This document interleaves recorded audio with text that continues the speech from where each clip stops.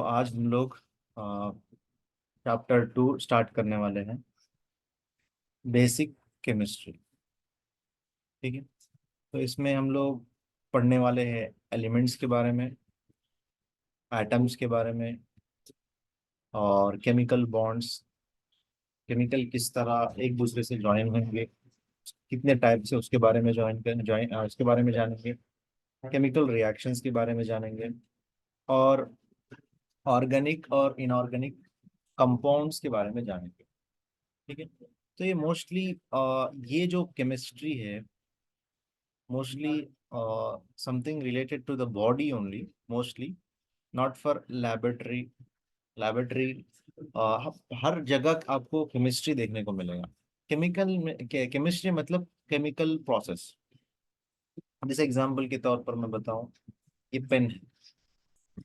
Pen के अंदर अब ये जो प्लास्टिक है, प्लास्टिक कैप है, प्लास्टिक पेन है, ये सब चीजें क्या है, आपको एक बॉन्डिंग मिले हुए हैं। ठीक है, मिलकर क्या बना है, यहाँ पे एक पेन की एक शक्ल मिल गया।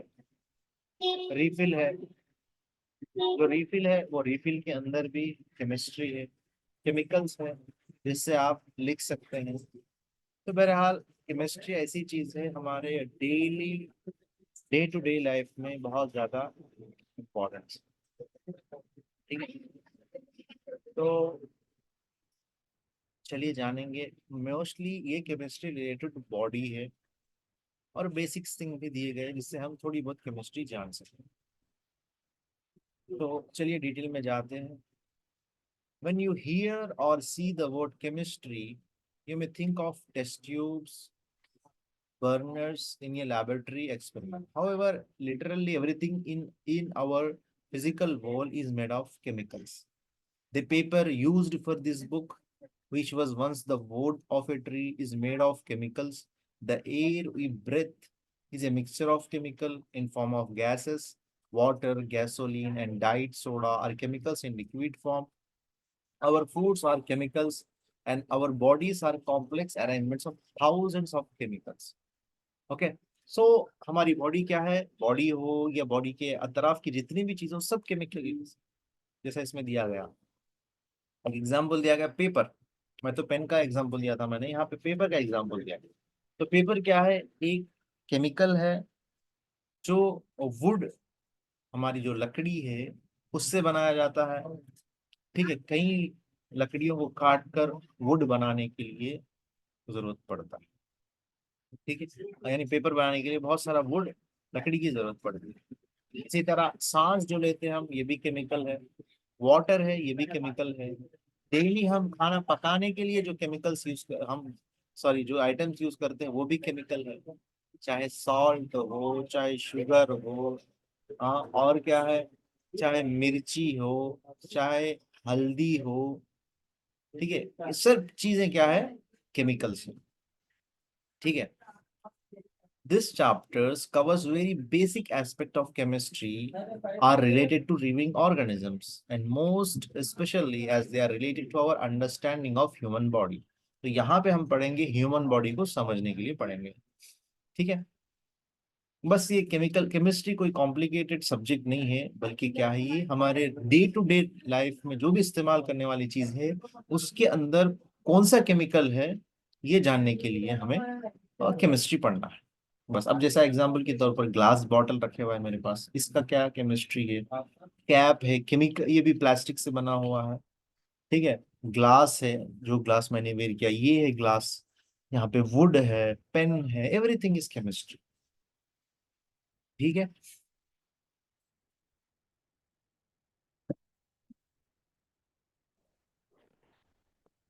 तो एलिमेंट्स के बारे में आप डिस्कस करेंगे। तो एलिमेंट्स क्या है, ये सिंपल सिंगल थिंग है। कोई भी चीज हो, एलिमेंट सिंगल, सिंगल ऐसी चीज, सिंगल केमिकल समझिए। यानी आप समझिए, एग्जाम्पल के तौर पर मैंने बताया, हाइड्रोजन और ऑक्सीजन मिलके वाटर बनता है। वाटर बनाने के लिए हमें हाइड्रोजन होना है और ऑक्सीजन होना है। हाइड्रोजन एक एक सिंगल केमिकल बन गया, इसको हम कहेंगे एलिमेंट। सिंगल अगर केमिकल होगा तो उसको हम एलिमेंट कहेंगे, सिंपल। यहाँ पे एग्जांपल्स दिए गए हैं। हमारे पूरे दुनिया में 92 टाइप्स ऑफ एलिमेंट्स है। कितने हैं? 92 टाइप्स ऑफ एलिमेंट्स है। ठीक है, 92 टाइप्स ऑफ एलिमेंट्स है। जैसा कि यहाँ पे दिया गया हाइड्रोजन, एक गैस के टाइप में, गैस है, हाइड्रोजन गैस है। आयरन, आयरन तो देखते हैं हम, मालूम है आयरन। ठीक है, लोहा। ऑक्सीजन, ये भी गैस के फॉर्म में है, थोड़े गैस के फॉर्म में है, थोड़ा लिक्विड फॉर्म में है, थोड़े सॉलिड फॉर्म में है, थोड़े सेमी सॉलिड के फॉर्म में। ठीक है। कैल्शियम, ये भी आपको लिक्विड फॉर्म में मिलेगा, सॉलिड फॉर्म में मिलेगा। नाइट्रोजन गैस है। कार्बन, ये भी गैस में मिलेगा आपको। In nature an element does not combines with the atoms of other elements.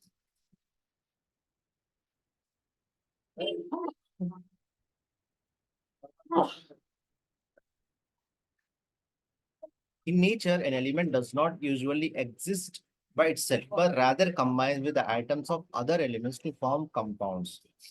In nature, an element does not usually exist by itself, but rather combines with the atoms of other elements to form compounds. तो यहाँ पे एक simple और important thing याद रखना है। वो क्या है? एलिमेंट जो है ना, वो अपने आप नेचर में पाया जाता है, यहाँ पे बताया जा रहा है। ठीक है, पहली चीज। और दूसरी चीज क्या है? दूसरे एलिमेंट से मिलने के लिए दूसरे एलिमेंट के जो एटम्स है, एटम्स ये एलिमेंट के अंदर होता है। ये सिंगल एलिमेंट है समझिए, ये एक पेपर है, ये एक एलिमेंट समझिए।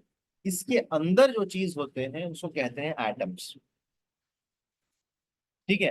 तो नेचर में आपको बहुत सारे कंपाउंड एलिमेंट्स हैं, जैसे वाटर है, ऑक्सीजन है, कार्बन डाइऑक्साइड है। ये सब चीजें क्या है?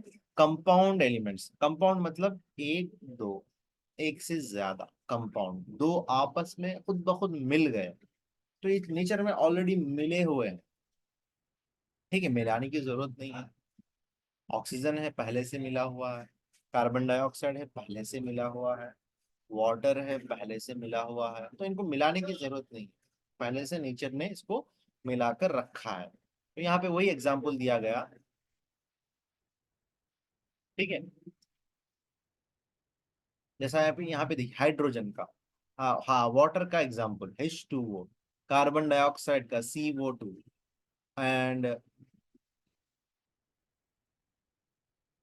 यहाँ पे ग्लूकोस, यानी जो एनर्जी हमें मिलती है उसके लिए ये है ना जरूर, C6H12O6।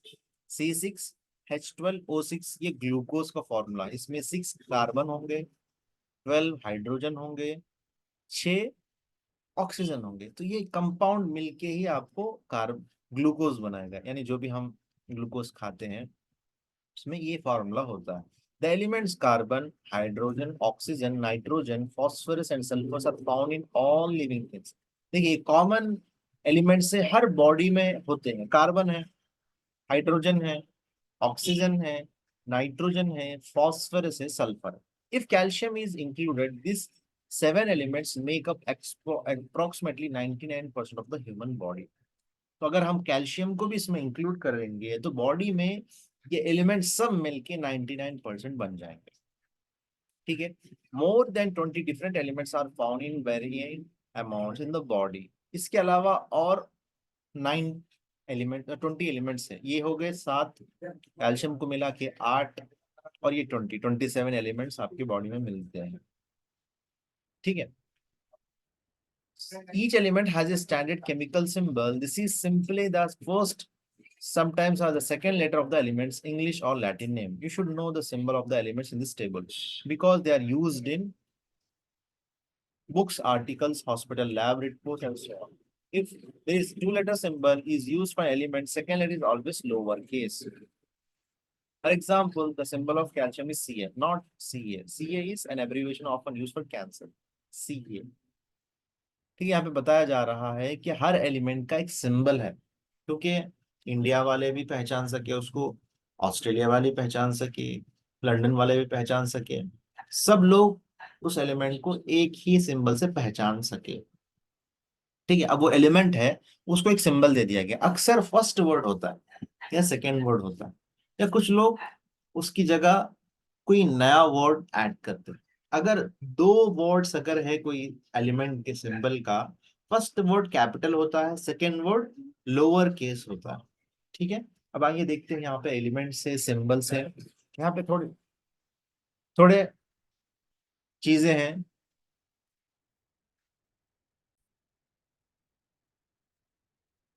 हाइड्रोजन का सिंबल क्या है, H है।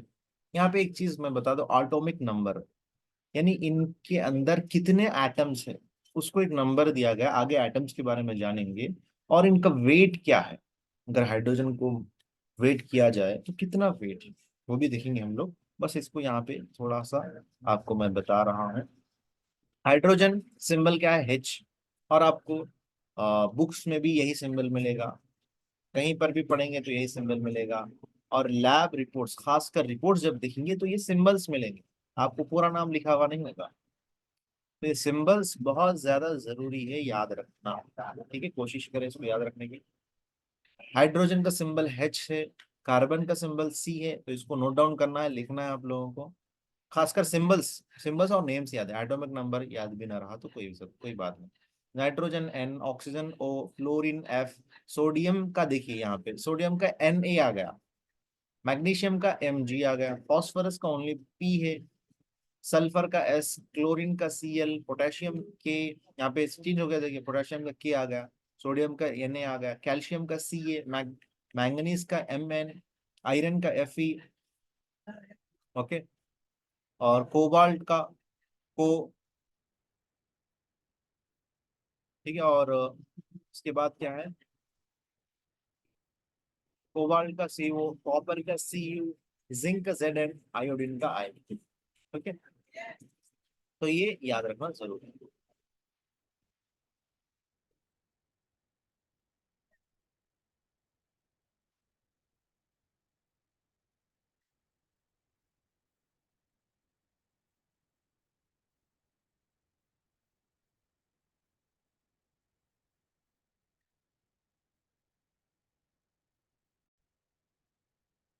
तो अब एटम्स के बारे में, अब एलिमेंट है, एग्जाम्पल के तौर पर हाइड्रोजन एलिमेंट है, उसके अंदर एटम्स होते हैं। जब हम डीप में देखेंगे खोल के तो एटम मिलता, देखिए, atoms are the smallest parts of an element that have the characteristics of that element. यानी एलिमेंट के अंदर जो एटम होता है, एलिमेंट से भी बहुत ज्यादा छोटा होता है, और उसके अंदर उसके गुण होते हैं, उसके कैरेक्टर्स होते हैं।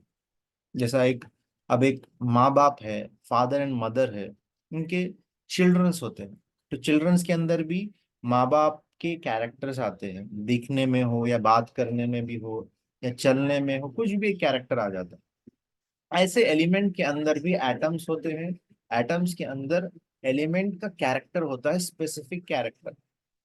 ठीक है, अब एटम, एटम क्या है, एक चीज है, एटम के अंदर तीन चीजें, ये याद रखना बहुत जरूरी है। एटम के कितनी चीजें हैं, 3 चीजें हैं। ठीक है, एक है प्रोटॉन, न्यूट्रॉन, और है इलेक्ट्रॉन। क्या है, प्रोटॉन, न्यूट्रॉन और इलेक्ट्रॉन। एलिमेंट के अंदर एटम है, एटम के अंदर 3 चीजें हैं, इलेक्ट्रॉन, प्रोटॉन, न्यूट्रॉन, या फिर प्रोटॉन, इलेक्ट्रॉन एंड न्यूट्रॉन। देखिए, न्यूट्रॉन और प्रोटॉन किसको कहते हैं, proton has a positive electrical charge and is found in the nucleus of the atom, centre of the atom. Proton क्या है, एक पॉजिटिव, पॉजिटिव एनर्जी रखने वाला एक चीज है, जो एटम के बीचों बीच में होता है। ठीक है, बीचों बीच होता है। प्रोटॉन क्या है, पॉजिटिव चार्ज। न्यूट्रॉन क्या है, न्यूट्रल चार्ज। ये कहाँ होता है, न्यूक्लियस के पास होता है ये भी। या फिर यूं कहिए, न्यूट्रल का मतलब नो चार्ज, ना पॉजिटिव है ना नेगेटिव। और इलेक्ट्रॉन क्या है, नेगेटिव चार्ज। अब ये न्यूक्लियस के बाहर होता है, न्यूक्लियस के करीब आपको प्रोटॉन दिखेगा, न्यूट्रॉन दिखेगा, और इलेक्ट्रॉन बाहर दिखेगा, एटम के बाहर। ठीक है, the number of protons in an atoms give its atomic number. Proton जितने रहेंगे उतने एटॉमिक नंबर दिए जाएंगे। जैसे हम पढ़ रहे थे सिंबल के बाजू एटॉमिक नंबर दिया जा रहा है, तो एटॉमिक नंबर जो दिया गया है वो आपके प्रोटॉन के हिसाब से दिया गया। एक प्रोटॉन है तो एक एटॉमिक नंबर, छह है तो छह प्रोटॉनिक एटॉमिक नंबर, ऐसा। Protons and neutrons have mass and weight. They give an atom its atomic weight. Weight कैसा देखेंगे? प्रोटॉन और न्यूट्रॉन को देखकर, पॉजिटिव और न्यूट्रल को देखकर। न्यूट्रल में ना पॉजिटिव है ना नेगेटिव है, इन दोनों को देखकर एटॉमिक वेट दिया जाएगा।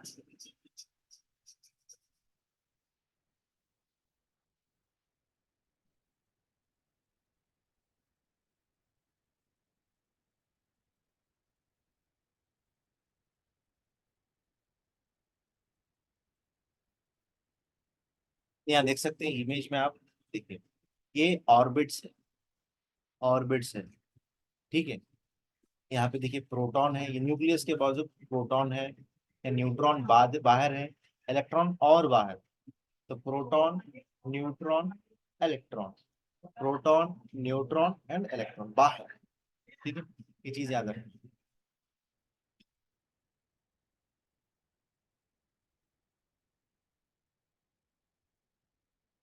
तो यहाँ पर प्रोटॉन पॉजिटिव होता है, न्यूट्रॉन ना तो पॉजिटिव ना नेगेटिव होता है, इलेक्ट्रॉन इलेक्ट्रॉन नेगेटिव होता है। And atom is electrically neutral. The electrons, however, are important in that they may enable an atom to connect or bond to other atoms to form molecules.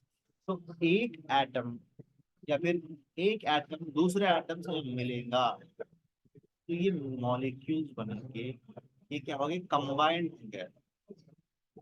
अभी इतने मजबूत bond होंगे तो single unit बन जाएंगे, ठीक है।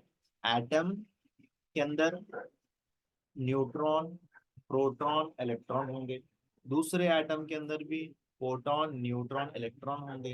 ये सब मिलकर एक ऐसा बॉन्ड कायम करेंगे जिसको हम कहेंगे मॉलिक्यूल। इसको क्या कहेंगे? मॉलिक्यूल्स कहेंगे। Each atom is capable of bonding in only very simplified ways. This capability depends on the number and the arrangement of electrons of the atom. Electrons orbit the nucleus of atomic shell और energy levels. अब जो उस पे electron, proton, neutrons रहते हैं ना, उसको energy levels कहेंगे, इलेक्ट्रॉन ऑर्बिट कहेंगे, ठीक है। जिसपे इलेक्ट्रॉन, प्रोटॉन, न्यूट्रॉन घूमते रहते हैं अपने दायरे में, उसको एनर्जी शेल्स या और एनर्जी लेवल्स कहेंगे। द फर्स्ट और innermost energy level can contain a maximum of 2 electrons and is then considered stable. The second energy level is stable when it contains its maximum of 8 electrons. The remaining energy levels most distant from the nucleus are most stable when they contain 8 electrons or multiple of 8. तो यहाँ पर इतनी बात याद रखने की कोशिश जरूरी है कि जो लेवल्स है, प्रोटॉन का लेवल, न्यूट्रॉन का लेवल और इलेक्ट्रॉन का लेवल है। तो प्रोटॉन में इतनी आपको एनर्जी, इतने इलेक्ट्रॉन्स होना जरूरी है। फर्स्ट लेवल में क्या है? फर्स्ट क्या है आपका? प्रोटॉन है, पॉजिटिव। मिनिमम स्टेबिलिटी रहने के लिए जरूरी है 2 इलेक्ट्रॉन्स हो। सेकेंड लेवल में मिनिमम 8 इलेक्ट्रॉन्स हो।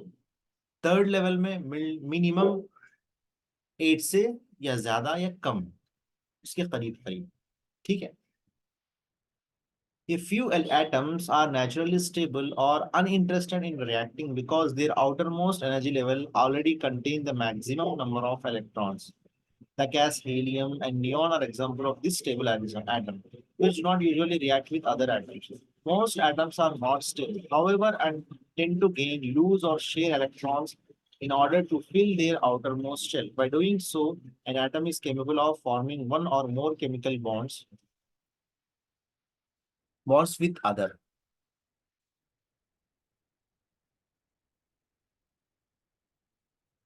In this way, the atoms become stable because its outermost shell of electrons has been filled. It is these reactive atoms, they are of interest in our study of anatomy and physiology.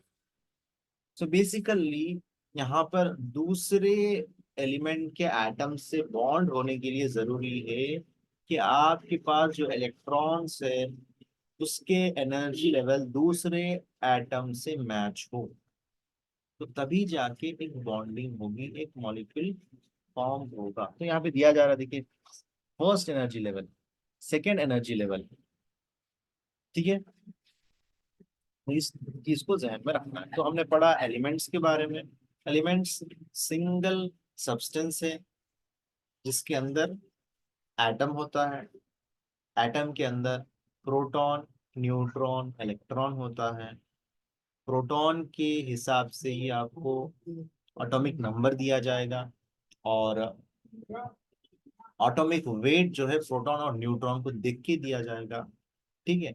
अब एक atom के जो electron, proton, neutron है, दूसरे element के atom के electron, proton, neutron से bond होने के लिए बहुत ज्यादा चांसेस है। जब बॉन्ड होंगे उसको हम कहेंगे मॉलिक्यूल। अब बॉन्ड होने के लिए शर्त क्या है कि आपके पास जो एटम्स है वो इलेक्ट्रॉन स्टेबल हो। तो मोस्टली नेचर में जो भी है सब स्टेबल है, बस उनको जोड़ने के लिए हम कोशिश करें। बस कुछ ऐसे गैसेस है, हीलियम है, नियॉन है, ये स्टेबिलिटी रहने के बावजूद भी बॉन्डिंग नहीं कर पाएंगे, ठीक है। तो ये चीज को हमें याद रखना। आगे हम डिस्कस करेंगे केमिकल बॉन्ड्स, ठीक है।